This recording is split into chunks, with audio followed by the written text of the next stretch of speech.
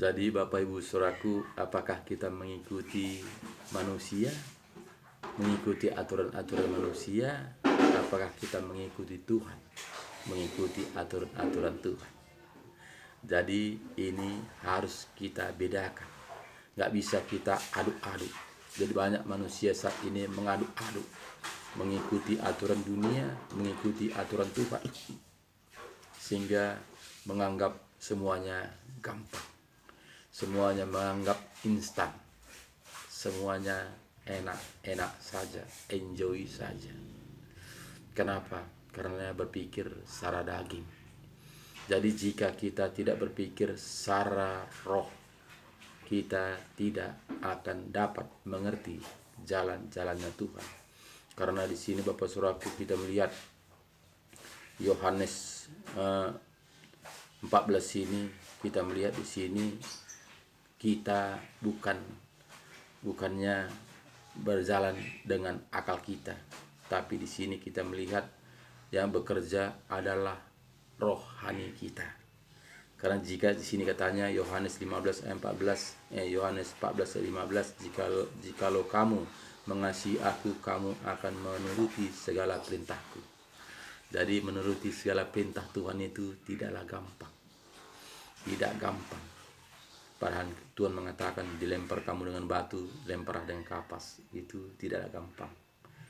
Mana hamba Tuhan yang berani, yang sudah siap seperti itu?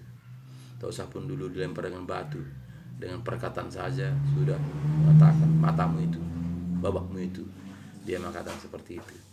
Jadi tidak lagi ada seperti menurut firman Tuhan. Kenapa Tuhan mengatakan jika engkau lempar dengan batu, kamu balas dengan melempar dengan kapas? Itu artinya kita tidak membalas kejahatan dengan kejahatan, tapi kita membalas kejahatan dengan kebaikan. Di situ tidaklah seberapa manusia mau melakukannya. Orang yang mengganggu kita mendoakan dia. Makanya Tuhan mengatakan doakanlah musuh-musuhmu, berkati dia. Ini tidaklah seberapa manusia sanggup melakukannya. Bahkan dunia, apalagi orang karo, kita melihat kalau bisa satu matahari pun saya tidak. Kalau bisa, dia mengatakan saya sangat membenci dia. Dia mengatakan dia ada dendam, dia ada pahit. Kenapa seperti itu, saudaraku? Begitulah kita diatur oleh si iblis, supaya satu pun kita tidak selamat.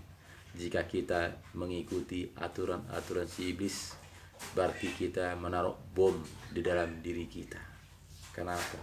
Karena jika ada akar pahit, berarti kita ada dalam hati kita taruh penyakit. Itu penyakit tumor. Kenapa? Karena akar pahit itu akan menjadi tumor, akan menjadi bom bunuh diri. Karena jika kita jumpa dengan musuh kita, bom itu menguap-nguap, duk. Jadi itu tanpa kita menyadarinya, kita menyiksa diri sendiri. Karena apa? Karena pikiran kita, karena otak kita, itu yang kita andalkan. Aku membantu dia, sebegitu susahnya aku membantu dia, dibalas dengan air juga. Itu kita mengatakan, aku masalahnya bukan apa-apa, tapi namanya ini, gelarnya ini, kata orang karo. Gelarnya ini hati kulang, katanya. Itu kata orang karo. Nah, jadi itu kebanyakan sampai saat ini. Walaupun banyak orang Kristen katakan saya ini orang Kristen, tapi masih berapa persen yang melepaskan akar pahit itu. Banyak itu masih ada akar pahit dalam dirinya. Walaupun dia Kristen dari lahir, tapi masih banyak yang tidak membuka hati untuk Tuhan dengan sungguh-sungguhnya melepaskan akar-akar pahit itu. Jadi akar-akar pahit itulah membentengi kita berkat-berkat dari Tuhan, sehingga berkat-berkat Tuhan itu tidak sampai kepada kita. Karena apa? Karena tembok pemisah adalah dosa-dosa kita, akar pahit itu. Jadi jika kita mau sehat, jika kita mau hidup rukun dan bahagia, nyaman, tentram, harus kita bebaskan. Kenapa? Karena dia juga adalah ciptaan Tuhan. Dia diciptakan karakternya seperti itu, haruslah kita terima, karena itulah salib kita. Jika tidak ada seperti itu, ya tentu tidak ada salib, semuanya mulus-mulus saja. Jika seperti hati kita semua, apa salib kita? Semuanya tentu enjoy, semuanya tentu mulus-mulus semua. Tidak ada batu kerikil yang harus kita tempuh, tidak ada ujian yang harus kita lakukan. Kenapa? Karena semuanya mulus. Tapi itulah ujian buat kita. Apakah kita lulus untuk menghadapi saudara kita? Walaupun bagaimanapun dia, itu harus kita lulus. Jika kita tidak lulus, tentu itu penghambat kita untuk mendapatkan kehidupan yang kekal itu. Jadi banyak manusia tidak sampai berpikir sedemikian rupa. Kenapa? Karena itu menganggap biasa-biasa saja. Karena menganggap itu tidak membuat dia menjadi binasa.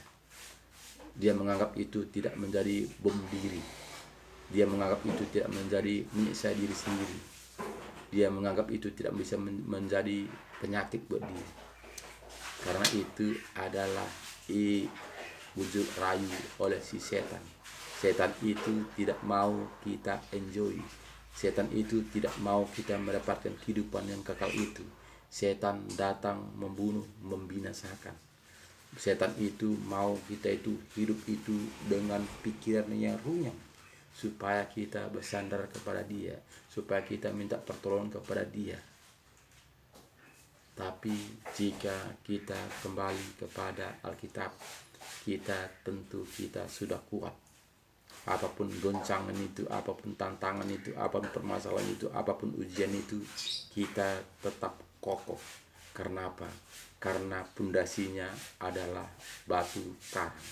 Pondasinya adalah Tuhan Yesus.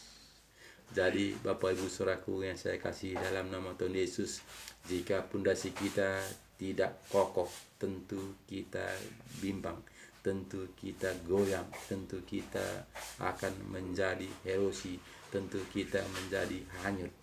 Karena apa? Kita melihat akhir zaman ini semuanya semakin sukar, semuanya semakin bebas, semuanya semakin runyam.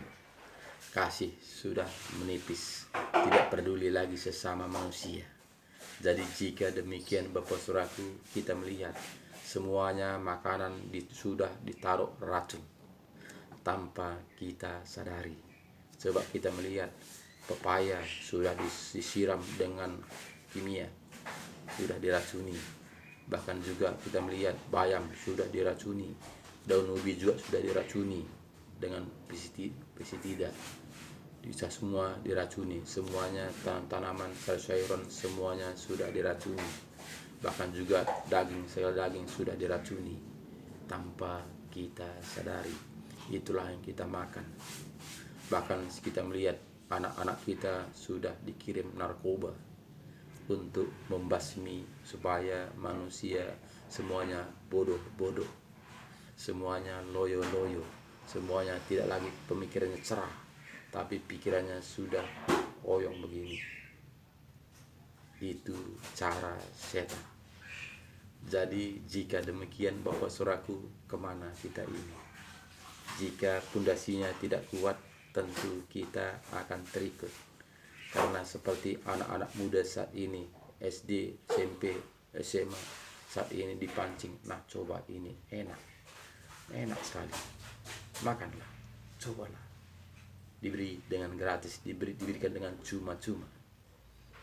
Tapi ketika dia coba, memang enjoy, sehingga dia merasa enak, sehingga ketagihan, sehingga dia mencari sehingga dia beli seberapa pun harganya. Dia akan ancam orang tuanya. Jika tidak kita beri, diancam pakai pisau, kasih kau enggak. itu akan terjadi. Kenapa? Itulah racun-racun yang dimasukkan tadi kepada manusia, supaya manusia semuanya berantakan, semuanya manusia menjadi hancur, sehingga manusia tidak lagi berpikir waras, sehingga manusia tidak berpikir seturut dengan apa gambaran Tuhan Yesus, gambaran Tuhan, tapi sudah menggambar manusia, gambar setan. Jadi Bapak Saudaraku, tinggal kita mengatur diri kita sendiri, karena sudah ada surat perintah bagi kita.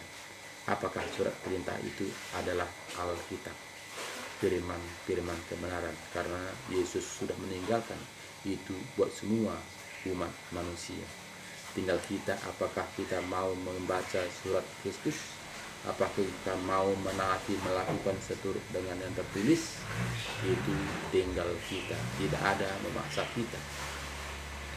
Satupun manusia tidak bisa memaksa kita, hanya diri kita lah yang menuntun kita, yang diri kita lah yang menjalankan itu semua. Tidak ada unsur paksaan. Tuhan Yesus sendiri tidak paksa kita. Ada dua jalan, lebar atau sempit, Tuhan katakan. Jadi Tuhan mengatakan harus berjalan di dalam sempit ini. Tidak.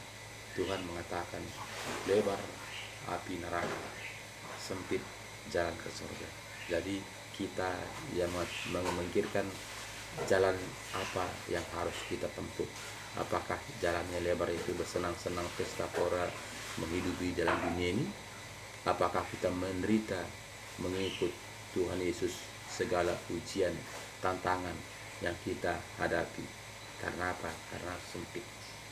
Tentu sempit itu berdesa-desakan, bahkan jalannya licin. Jadi Bapak Saudaraku, marilah pikirkanlah sekarang, selagi Tuhan masih memberikan kesempatan buat kita. Jadi ini bukanlah